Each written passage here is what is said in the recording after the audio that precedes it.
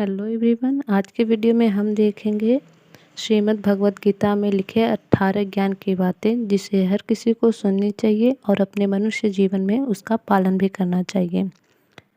Number 1, Shri Krishna कहते हैं, सुख एवं आनंद मनुष्य के भीतर ही निवास करते हैं, परंतु मनुष्य उसे स्त्री में, घर में और बाहरी सुख प्राप्ति के लिए ढूंढ रहा है।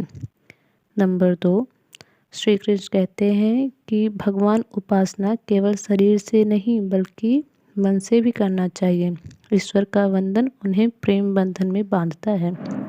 नंबर 3, भगवान श्री कृष्ण कहते हैं, मनुष्य की वासना ही उसके पुनर्जन्म का कारण होती है। नंबर 4, मनुष्य इंद्रियों के अधीन है, इसीलिए उसके जीवन में विकार और परेशानियां आती हैं।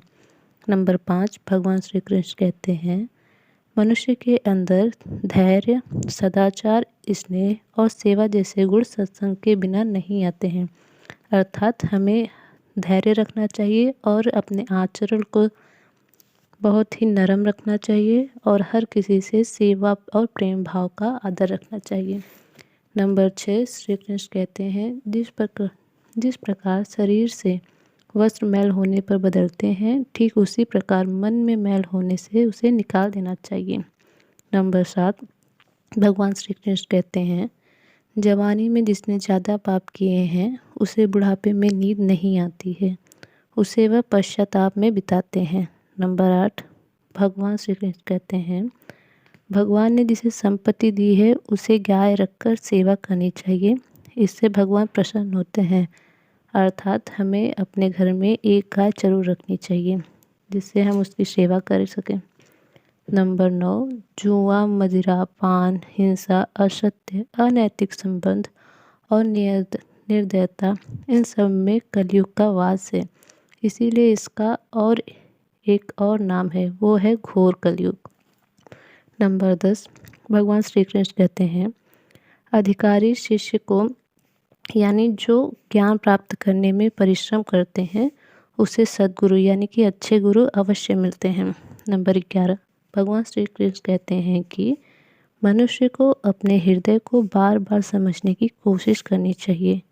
ईश्वर के सिवाय उसका कोई नहीं है, साथ ही यह विचार करना चाहिए कि उसका कोई नहीं है इस ब्रह्मांड में भी जो उसका साथ देगा। अर्थात हमें सिर्फ और सिर्फ अपने भगवान पे ही भरोसा करना चाहिए। नंबर 12, भगवान श्री कृष्ण कहते हैं, भोग में क्षणिक सुख प्राप्त होता है जबकि त्याग में अस्थायी आनंद मिलता है। नंबर 13, सत्संग ईश्वर की कृपा से मिलता है, परंतु कुसंगति में पड़ना मनुष्य के अपने ही विचारों के कारण होता है। अगर हम किसी कुसंगत में हैं तो ये हमारे स्वयं के ही विचार हैं। नंबर 14, भगवान श्री कृष्ण कहते हैं, लोभ और मोह माया या फिर किसी से अधिक लगाव पाप के माता पिता कहे जाते हैं, साथ ही लोभ पाप का बाप होता है। नंबर 15, स्त्री का धर्म है कि रोज तुलसी और पार्वती का पूजन करे, इससे उनके सुख समृद्धि हमेशा बनी रहती है। अर्थात हर स्त्री को तुलसी की और पार्वती की पूजा करनी चाहिए। नंबर 16, मनुष्य को अपने मन और बुद्धि पर हमेशा विश्वास नहीं करना चाहिए।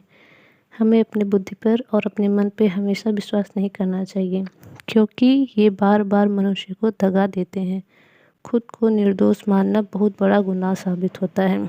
नंबर 17, पति पत्नी पवित्र रिश्ता बनाए रखने से भगवान पुत्र के रूप में उनके घर आने की इच्छा रखते हैं। अर्थात एक पति पत्नी को अपना रिश्ता हमेशा पवित्र बनाए रखना चाहिए, इससे भगवान उनके घर में पुत्र के रूप में आने का इच्छा रखते हैं।